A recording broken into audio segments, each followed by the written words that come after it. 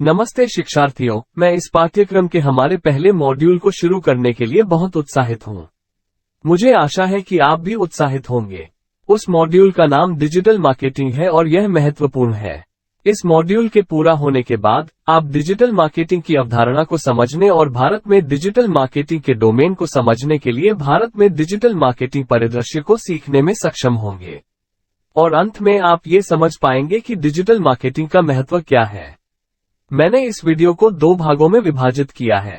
पहले भाग में मैं भारत से संबंधित डिजिटल क्षेत्र में हाल के विकास को कवर करूंगा।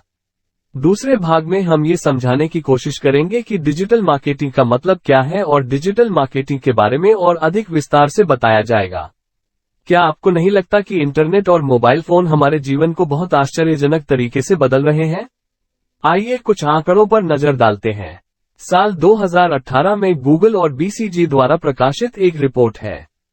इस रिपोर्ट के अनुसार भारत में इंटरनेट उपयोगकर्ताओं की संख्या 239 मिलियन थी और महज 4 साल के अंदर ये संख्या बढ़कर 430 मिलियन यूजर्स तक पहुंच गई है।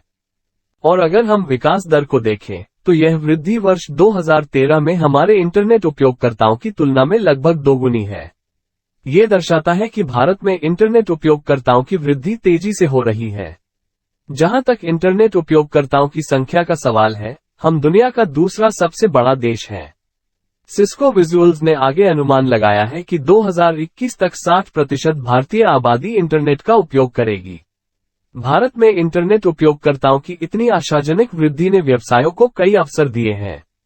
अब व्यवसायों ने व्यवसाय के हर क्षेत्र में इंटरनेट की शक्ति का लाभ उठाना शुरू कर दिया है, चाहे वो वित्त, विपणन, मानव संसाधन विकास या संचालन हो। आइए एक और आंकड़े पर नजर डालते हैं। ये आंकड़े भारत में स्मार्टफोन यूजर से जुड़े हैं।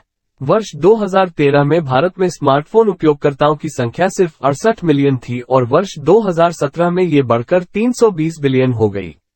आश्चर्य की बात यह है कि इस छोटी अवधि के दौरान 2013 में ये संख्या आधार से 5 गुना बढ़ गई है।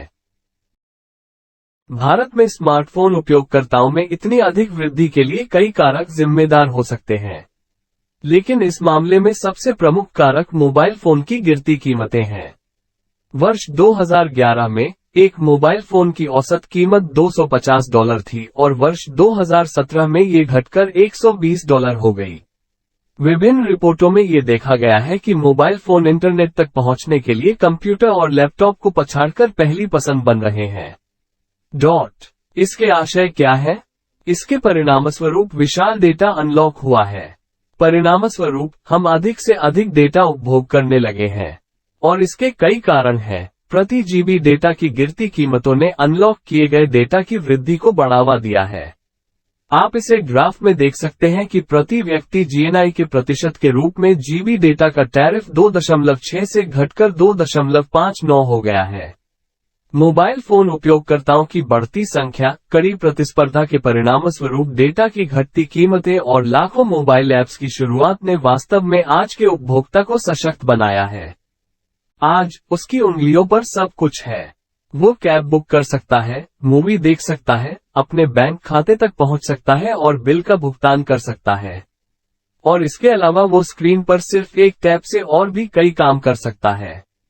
आइए डिजिटल दुनिया में एक और विकास के बारे में बात करें।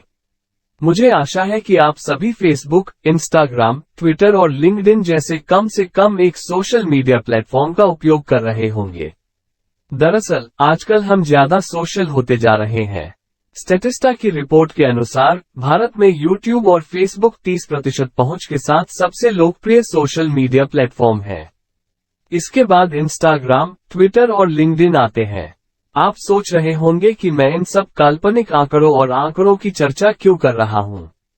दरअसल मैं उस पारिस्थितिकी तंत्र का एक दृश्य प्रस्तुत करने का प्रयास कर रहा हूं जिसके तहत डिजिटल मार्केटिंग संचालित होती है। इस वीडियो के अगले भाग में मैं डिजिटल मार्केटिंग की अवधारणा के बारे में बात करूंगा। आशा है आपको पसंद आएगा।